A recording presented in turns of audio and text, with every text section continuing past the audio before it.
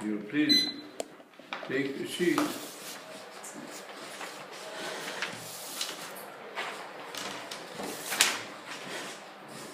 We're now on page 452 to understand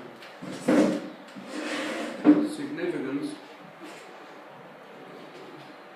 Just recap, when Moshe Rabbeinu first had the revelation of the burning bush, we saw the fire that was not good according to laws of combustion. The bush was burning, but did not become burnt up. And you recognized that this was the message from Hashem. And then we find later on, when he came down on Yom Kippur with the second tablets of stone, when the people of Israel had received forgiveness for the sin of the golden calf, and Hashem had decided to allow his Shekhinah to rest upon the people of Israel, partly in the merit of the greatness of Moshe Rabbeinu, who was told in the previous parsha that when Moshe Rabbeinu wanted to see the face of Hashem, you can't see it. So we explained yesterday that Hashem said to Moshe, when I wanted to show you my face, you hid your face. You didn't want to look. And now you want the opposite. Now you do want to look. You do want to understand me completely. So, we dealt yesterday with the cryptic words. Hashem said, when you wanted to, can you please close the door? Should be a noise. Close the door. When you wanted, when I wanted to show you my face, you did not want to look at me. Close the And now, when you want to see my face, I can't show you my face, I can only show you the knot of tefillin in the crack. So, we explained the two levels of prophecy. One is the lower level, which was reached by Moshe Rabbeinu, the burning bush. Similar to the visions of the later prophets. Because it does say that from the burning bush, which was a symbol, came out the Maharal of Hashem, the angel of Hashem, who gave him the message that Hashem had spoken to him. However, this was surrounded by images. Moshe Rabbeinu, the first level of prophecy, is to see Hashem through his deeds. There's a deeper analysis of this, which also explained here. Sages say the first time he saw him, just like Yeshaya. We saw him, as we explained yesterday, through, one time say a mirrored glass, not as transparent. And later he came to see him through transparent glass. I'm going to explain this with a parable. We can understand this better by a person looking at the sun. A person looks at the sun with his eyes, the sun will blind him. In order to look at the sun, he's got to wear special spectacles that weaken the rays of the sun, so his eyes can absorb them. Therefore, if you have very strong sunlight, you have to have sunglasses.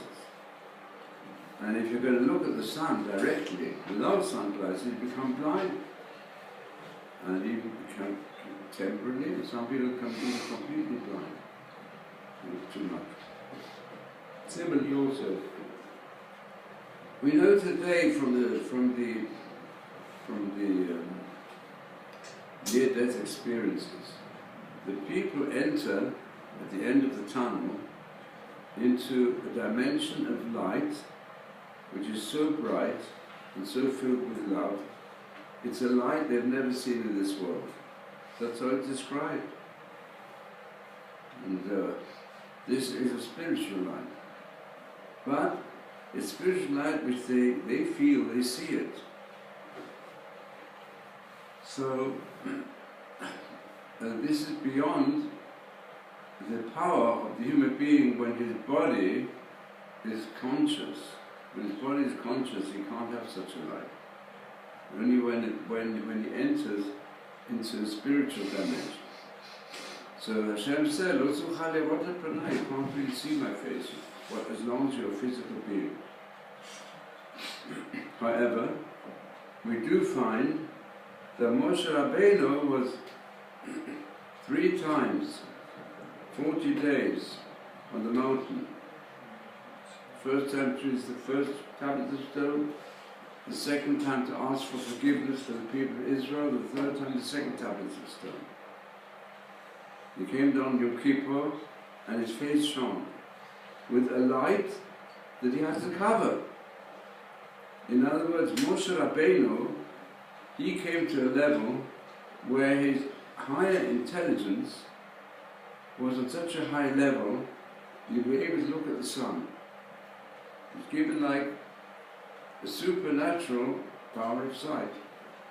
And that's what it means, as explained here on this page, which we read yesterday in the words of Rav Dessler.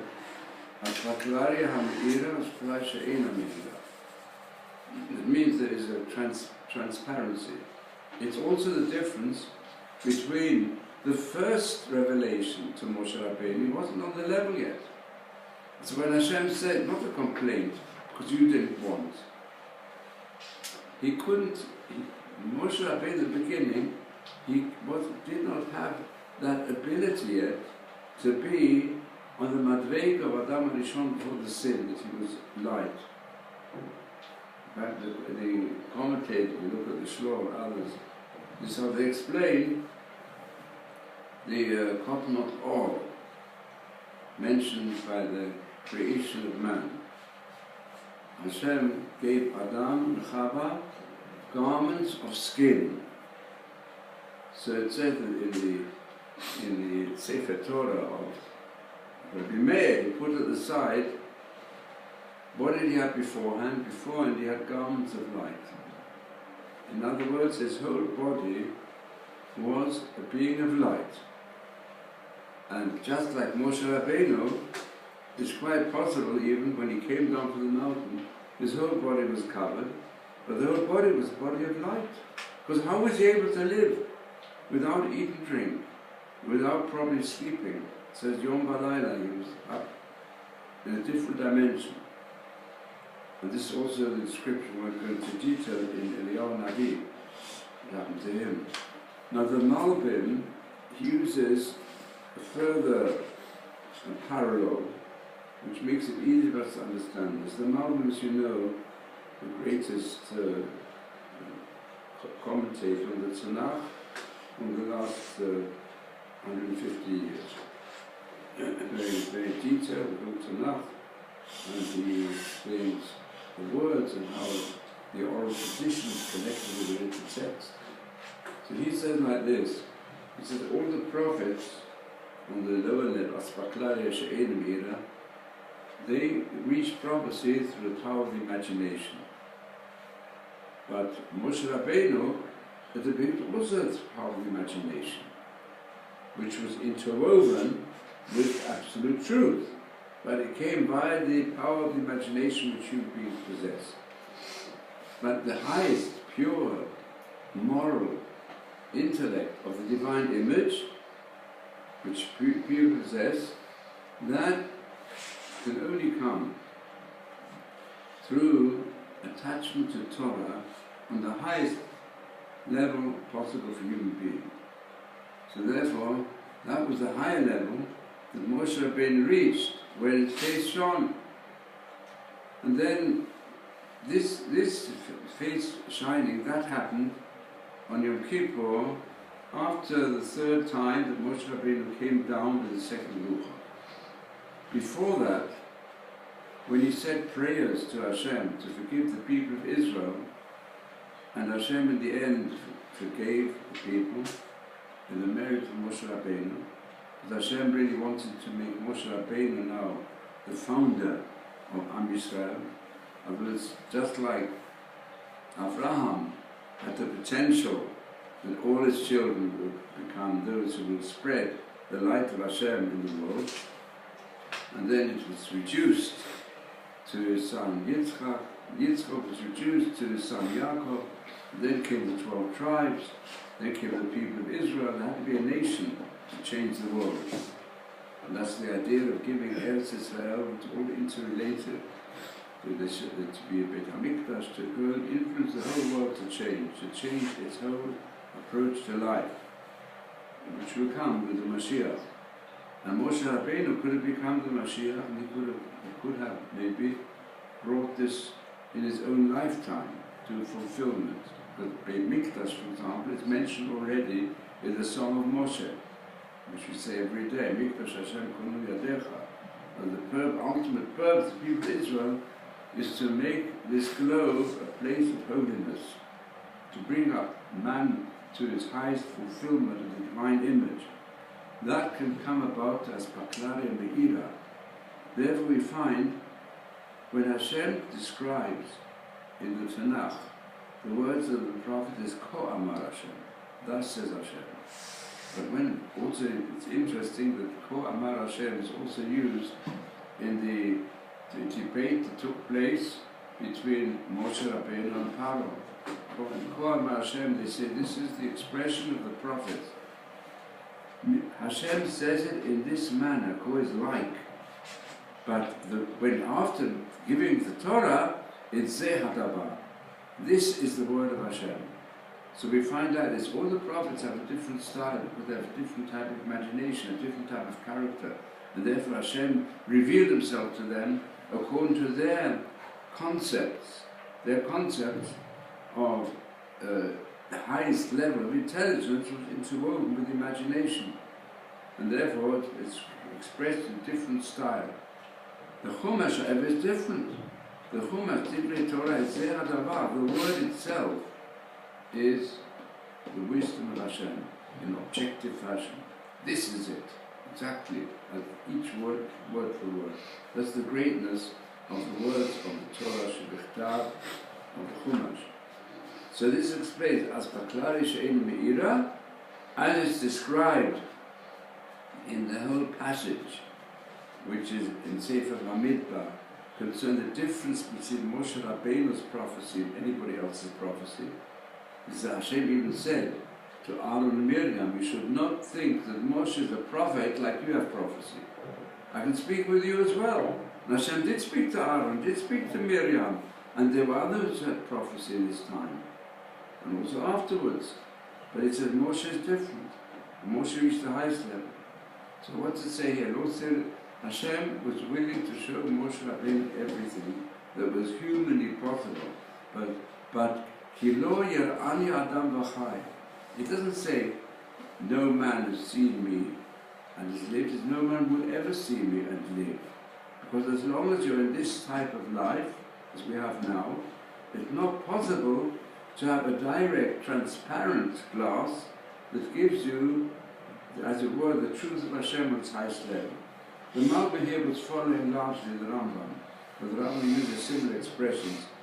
He said in Hilchot Yesod Torah, he says in Hebrew, but in Moreh Nevuchim he elaborates upon this much more and reaches this concept also that the highest level that can ever be reached by any human being is the level of Moshe Rabbeinu.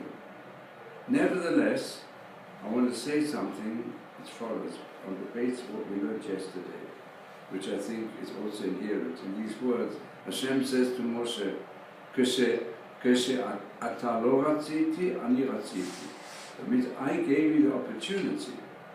when I revealed myself to you through the burning bush, to go further and reach that higher level of communication with me.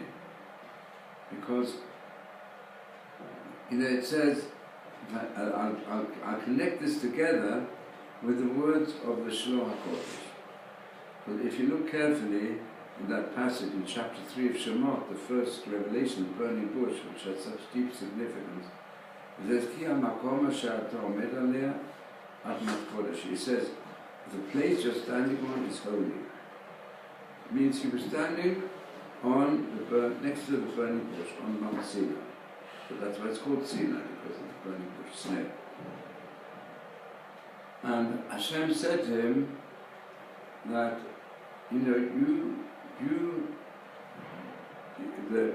the place you're standing on is holy. In other words, he connects it with the body in which Moshe Rabbeinu was. That means the body which you possess is really a body of light. That's what Hashem told him. Your body, the body of light. You look at the Shloh based on the Zohar. That's how he explains it. He explains the difference between Yeshua, when also he was told the land on which you are is holy. Here, Moshe Rabbeinu was told, Shalom Alecha, take off your shoes from your feet.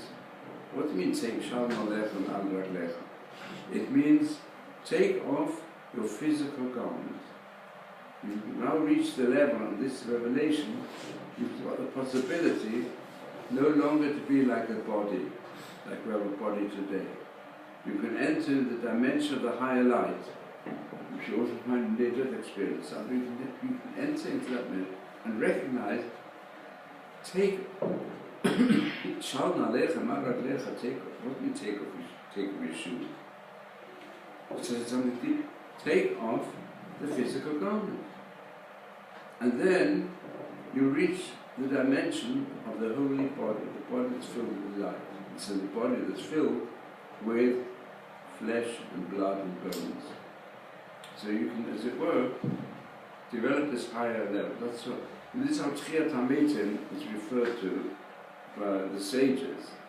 Tchiyat HaMetim means that then the body will be recognized to be just the feet, the shoes that we put on. In other words, we've got within us, we're a body, but the body is like an external existence that carries within it another being, on a higher level, a being like Adam Rishon first. So therefore, he was given the opportunity then to jump to a higher level. But Moshe Rabbeinu said, I'm not on that level yet. I'm a beginner. In fact, that's what it says here. You're a Tiron. If you look here in the middle of the page, you're a beginner. Moshe Rabbeinu was then a beginner in prophecy. And therefore, if you look at the text, therefore he was on the level of the other prophets. He wasn't on the level he could divide his higher, completely spiritual dimension, which is called the breath of Hashem, the human being. You can't separate that as yet from your imagination, which is connected with your physical existence. So that's the, you had the possibility to see the Kodesh. But then you felt you're not on the level. Why did you feel it? Because Moshe was such a humble person. He said, potentially he did have it. You could have jumped to a high level. But he said, I'm not ready for it. I'm just an ordinary person. And he nullified himself. That's what Shmuel ben Nachmani tells us. So look now map at page, at the bottom of page 452, and now continue with the second angle from which to look at this description. But before I come to the second angle, I want to say like this. The Rambam is a bit of a chidush. I mean, I haven't seen this elsewhere, but I think it's a comment. Since this exposition is based on the Malbim Rambam and Dessler, so I want to suggest the Rambam says when he speaks about the freedom of the human being, that every human being got freedom to be a saint like Moshe Rabbeinu, which is a very difficult question, and even the Dessler Karo, in his commentary, he said, Dessler the source for this.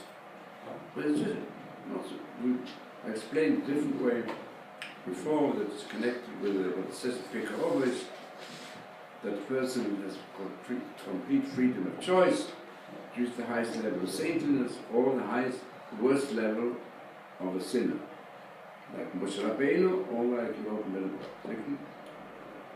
But I'm going to suggest a further dimension.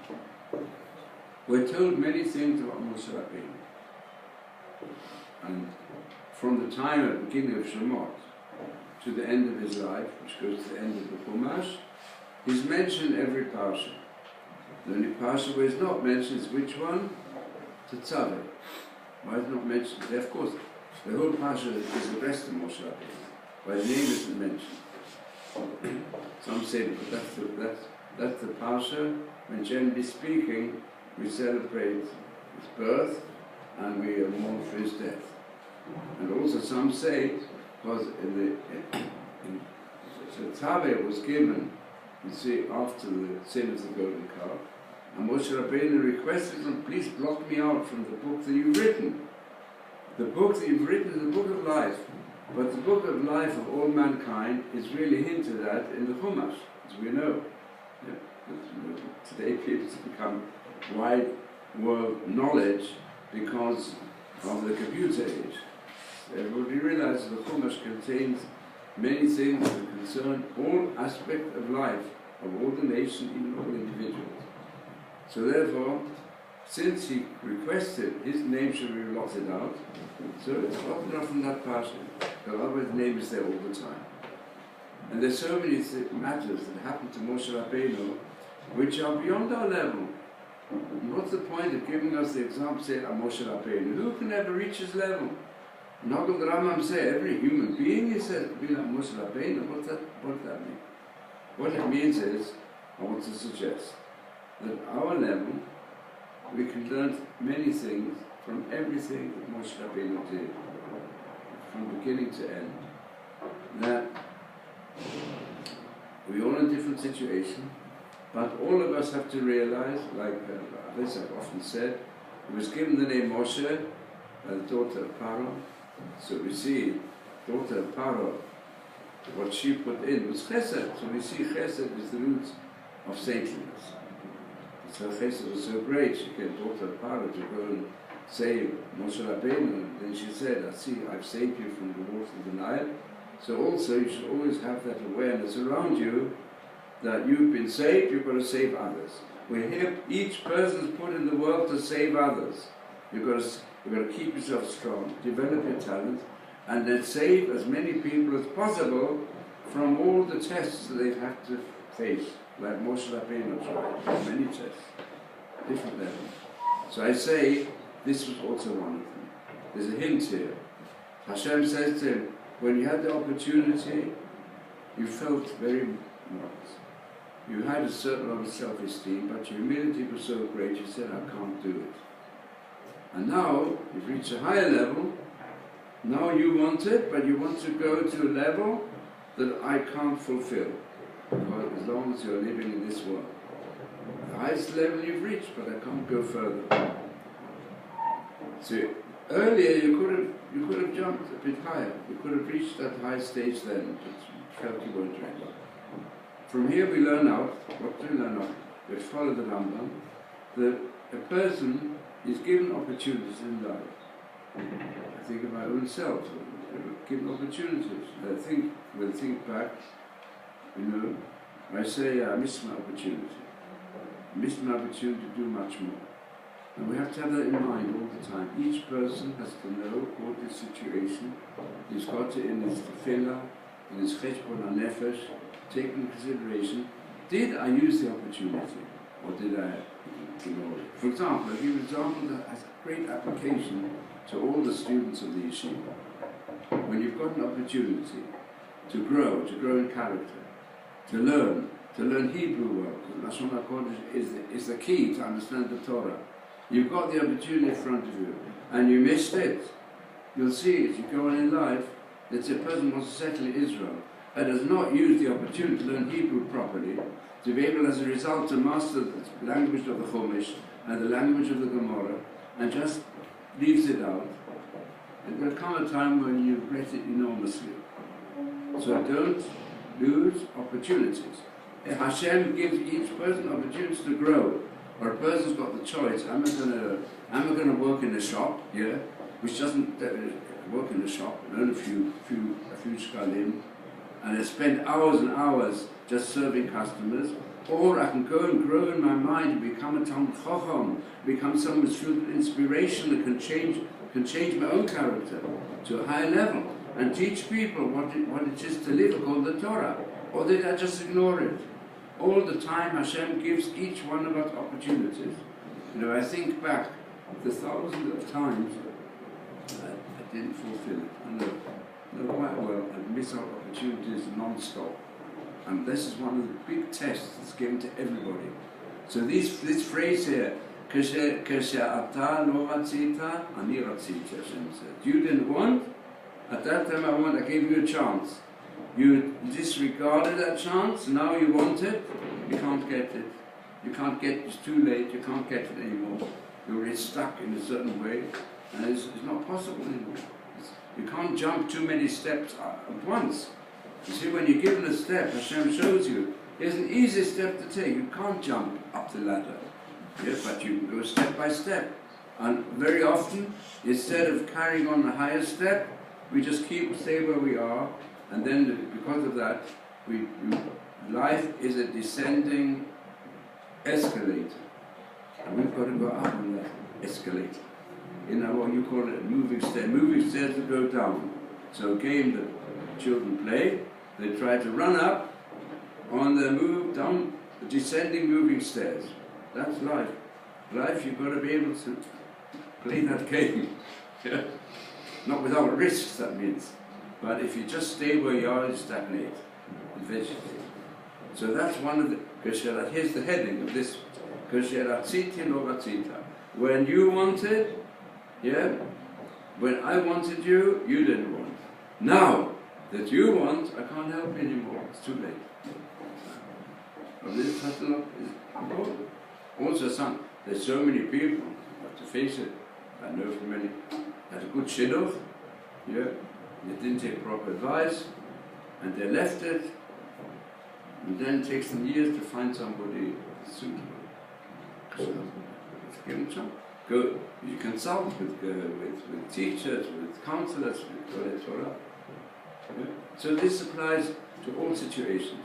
Or a person is going to be a baker, well, that's going to be his growth. Today you can choose a lifestyle where you get a parnassah, you get your livelihood, you've got a livelihood as well, but you can grow in Torah, you can grow in mitzvah, you can grow in saintliness. I think that's what the Rambam means. Every person is given chances. And even Moshe Rabbeinu, on his high level, he missed the chance. That's part of it. Now, any questions on this, please, before we come to the Mabat Beit? No questions? Yes? Can I ask a question? Yes? How do you know how does one know when we should jump? You have to ask, Asay l'charav, istalek min hasafek. It says in the ethics of the fathers, in life we have many doubts, we don't know, should we jump, should we go up, should we stay where we are. It says, any doubts, go and make for yourself a teacher. A teacher knows you, knows the situation, ask him. I tell you, generally speaking, I mean, hundreds and thousands of people ask the Lubavitcher Rebbe questions. In nearly all instances he says, he gave advice, but he said, go and ask your rabbi, wherever you're trying to get a rabbi who knows you well, and knows everything about you, and he should also give his advice. He gave general advice, then, you know, that was his approach. Similarly also, let's say in my own instance, when I went to him first, I had certain and questions I discussed with my rabbis, wanted his opinion as well. He said the same thing. First, he was very much against my leaving where I was, but we explained to him that I've got the support for this also from the other Talmidei Chachamim whom I knew, and as long as I managed to get others to take over what I was doing, he gave me blessings non-stop. That's how you should do it. It's sometimes a mistake, as I've seen. This is a difficult question, and people, they just go to the Gadol HaTorah and they ask him. But the Gadol HaTorah or the big Hasidic Rebbe they're not prophets. They can only go according to what they're told. And so therefore, it's very basei lechara. You've got a Rav who knows your situation as much as possible. While the big Rebbe, he hasn't got time, he gets one person after the other and gives them advice. It's very good to go to them if let's say you can't get through with your lechara, the Rav is for you, say lechara, b'stalik min hasafek. So you've got to go to someone who knows you well, who knows your background, knows your situation. So that's the first step. And then if there are any doubts, so one rabbi says this, other rabbi says different, you go to one of the Gedolim. And the greater the Talmid Chacham, the greater is it good to go to Christ here. Not to go to someone, you should go to someone who's known everywhere. It's one of the greatest Talmidei Chachamim, with also with a high quality of character. That's important. Any other questions? I had a question. Yeah. With the analogy of the escalator, why is there no elevator that goes up and down? It's just a downward spiral in life. But then you mentioned the going to a sage and he can sometimes help. So you answered the question. You gave the analogy in life. It's a very cynical type of mentality where we have to realize we always have to be climbing. We go against the grain. We're always going down the escalator. Sometimes people have a nasoyim. They realize that they sometimes they don't necessarily have to be going down the escalator the whole time. Sometimes you lift it up, and sometimes they're going to a sage. It helps. It helps them to feel fulfillment in life. Huh? That's what it comes down to. Not everyone is fulfilled in their life. Well, it says like this. There's a concept in halacha. I won't go into it now, the halachic concept, but the phrase is Yerida tzorech aliyah. You go down in order to go up. In other words, I'll give an example, not from the halachot, which have to do with whether it's considered whether it's accidental, or it's considered more serious negligence, serious negligence. When a person kills somebody else, damages somebody else.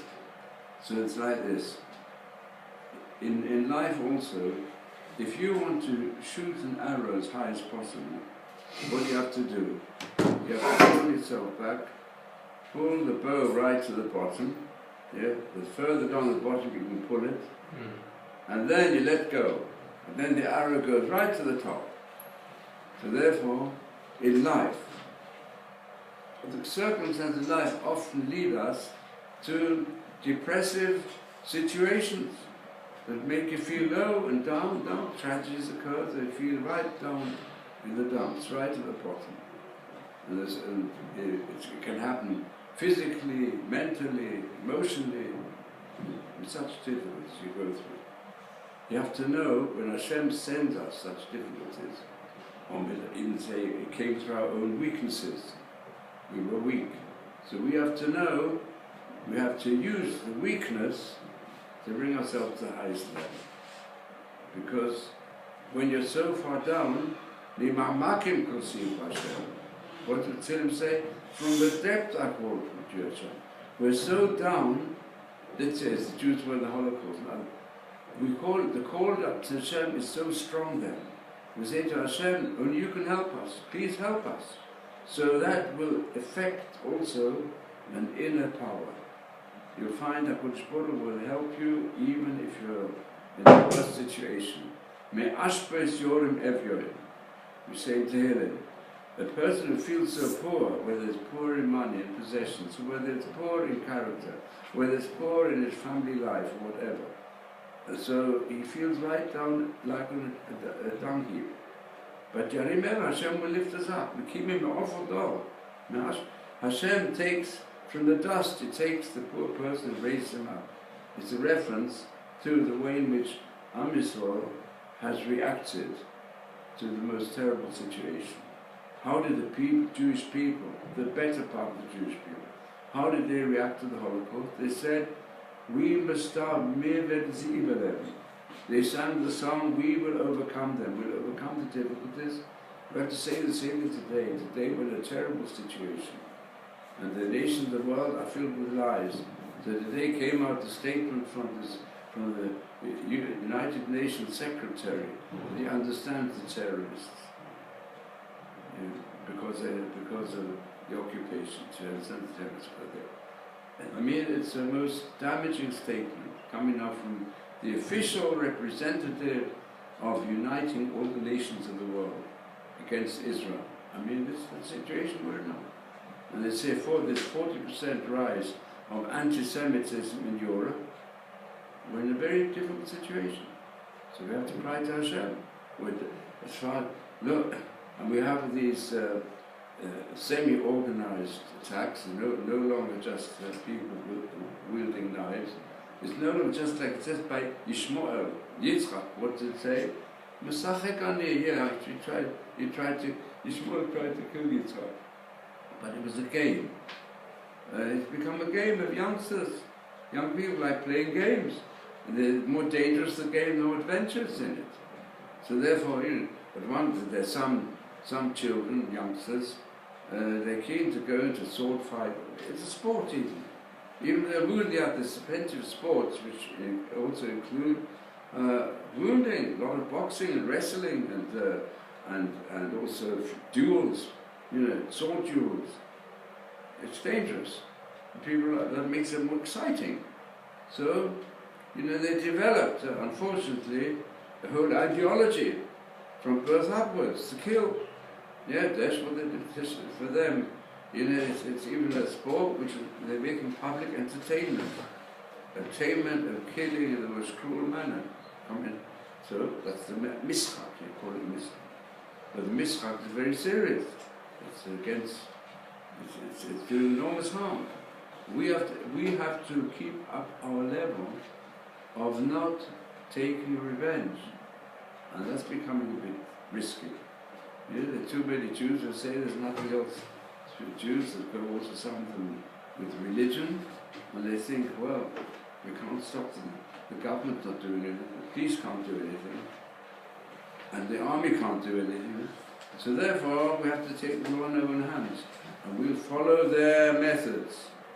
The worst thing, we not to follow the methods of the others. We have to.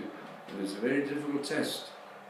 We must not allow Israel to become, in its method of dealing with conflicts, to use violence.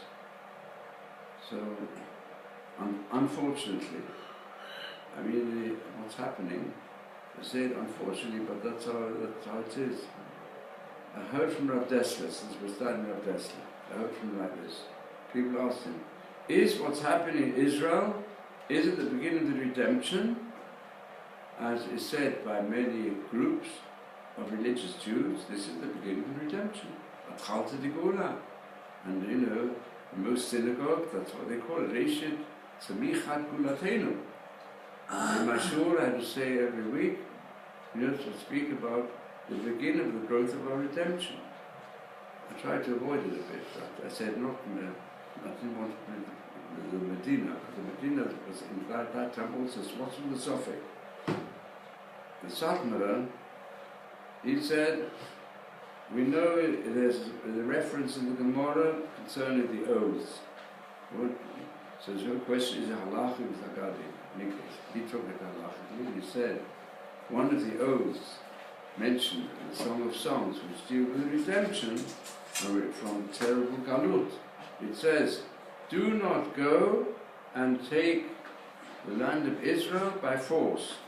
And if you do so, I will make your flesh as ownerless and as hopeless as the beasts that people hunt in the fields. And you just have blood as a result. Well, that was the Satmar view. The Satmarov was a man of enormous chesed. You know, for the loving kindness, even today, they do enormous chesed.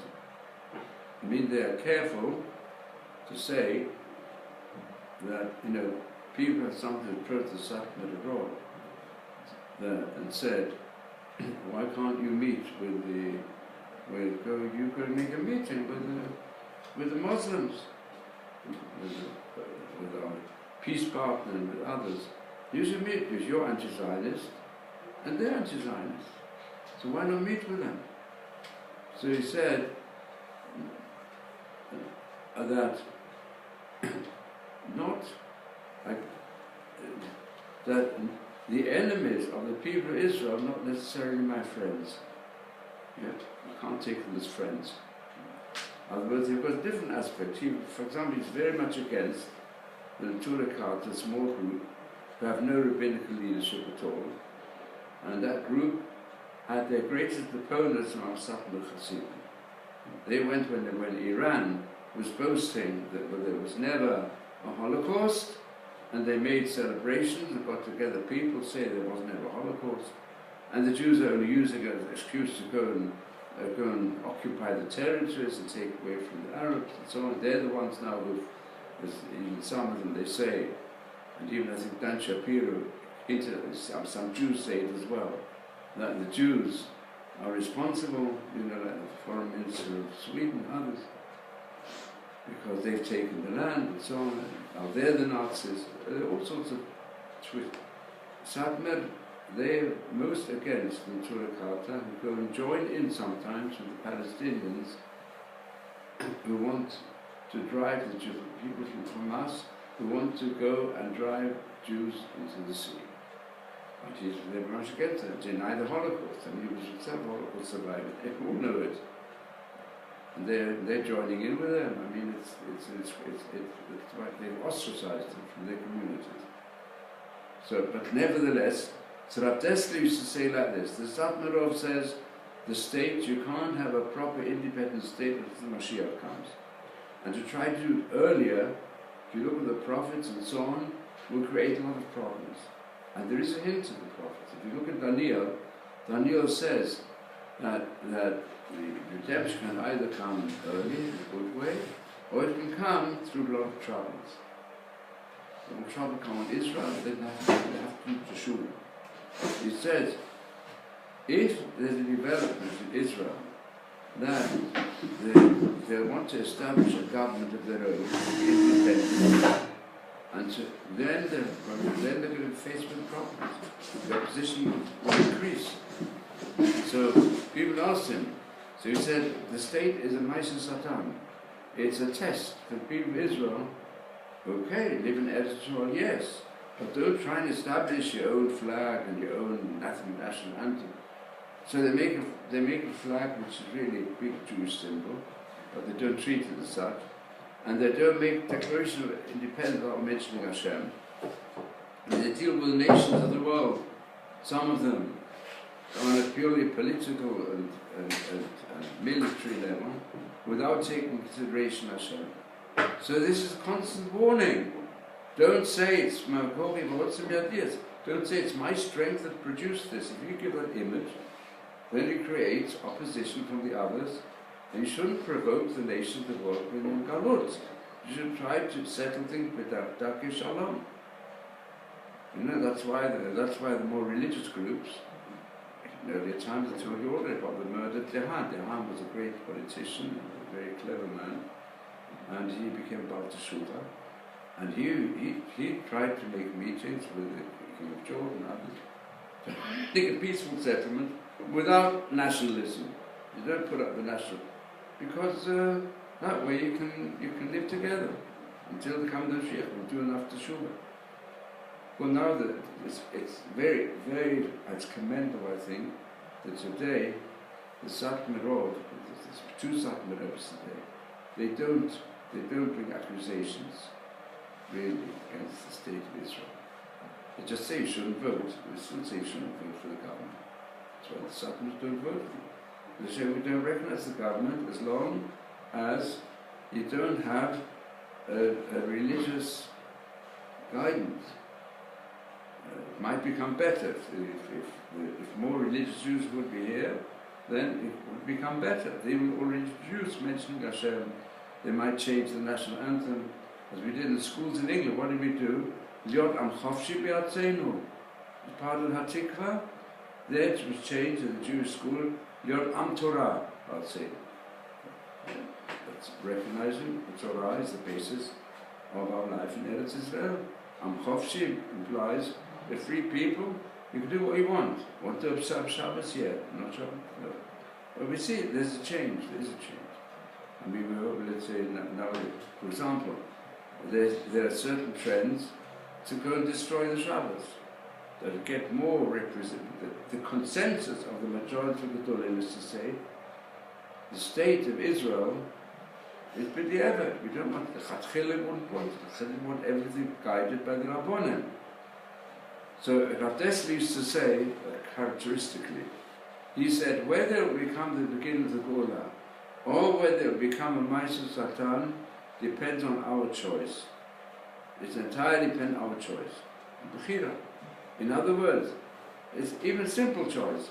If the religious Jews all over the world would recognize that you can grow in Torah and Eretz Israel better than anywhere else, and fulfill more mitzvot, if they would work hard on making teshuvah abroad and then bring them here and do further teshuvah in Eretz Israel, then it'll come out very well. You can even looking at it from a political, diplomatic point of view, it will come out well. So therefore, we have to try to encourage people to come here, not just to escape from anti-Semitism, but in order to build up a higher level of Jewish living. And the dangers today we see are equally great. So you can't even say the danger in Israel is worse. Even the feeling of danger is worse than anywhere else, where there's Jewish communities. Jewish communities all over the world are in danger today. So maybe it could be Hashem is telling us, you don't come on your own, so therefore I'm going to create conditions that you won't have anywhere else to go. You'll have to come to Eretz Israel, but where you've got the army, and perhaps you need the army to protect you against the terrible extremes of our enemies, become a strong partner in getting rid of Daesh and weakening the power of Iran. And you'll find the more moderate Arabs will agree with you, and the more religious Jews come to Eretz Israel. So then, if today the vast majority of religious Jews will come to Eretz Israel, we would have a majority here, and it can be a democratic state and a Jewish state. But that's a good question now. Netanyahu quite rightly says, we're not ready to establish a state if it's not a Jewish state. And therefore, even our peace partner says, no, we don't believe in Jewish state. In other words, it's got to be a Jewish state. Because why? Because he hopes the Arab birth rate, an increase of Arabs building up their settlements in what are now the borders of the land of Israel, so it's quite ready to make some sort of settlement. It'll be a democratic state. In a short time, the Muslims, the Arabs, will have a majority, but the Jews don't have the same birth rate. And then, if you want to be democratic, it will become a Muslim state with a Jewish minority. That's the demographic problem that faces all the futurists of the state of Israel. That's growing. But it's also, apart from the Muslims, there's plenty of non-religious, even non-Jews, they're really non-Jews from Russia, many of them, who are not interested, they're not interested in having Gables. Many of them, there's so many Russians have been given complete citizenship as Jews if they had a grandfather who's Jewish. Allah is not Jewish, but they're registered as a Jewish citizen. They go into the army. So as a result, you had Nazis in the army, and certainly have communists in the army, who are not Jewish, and they are not interested in becoming gay. Sometimes they'll only become gay if they get a bit more rights. They think they'll get better subsidies from the government or something. Okay, but they're not really interested. So if these groups increase, more and more non-Jews will be accepted as citizens of Israel. Israel, in another 20 years, majority non-Jews. The Jews will be a minority. Then they'll say, well, you can't call Judaism a state religion. There are many religions. Misra Dadatot is the office for many religions. Which religion will the majority? Islam. Yeah. Or no religion. Fine. It's a democratic state. This is what faces us today. So how can you turn the tables? Only one way. All religious Jews have to come to Israel. Nearly all. You've got to keep some there in order those Jews shouldn't become lost to Yiddishkeit. That was asked the Rabbi why didn't he come to Israel? He said, no, he can't come. First of all, he was afraid that they'd all say he's the Mashiach, which he was very much against. Then, if he comes and he creates here. And secondly, he said, what of American Jewry? He felt it was his task to save as many of those who were on the border. And the truth is, through him, the biggest Teshuvah movement in our history has come from him. So he's carrying on today also. And that's the concept. Strengthening Yiddishkeit all over the world. Okay.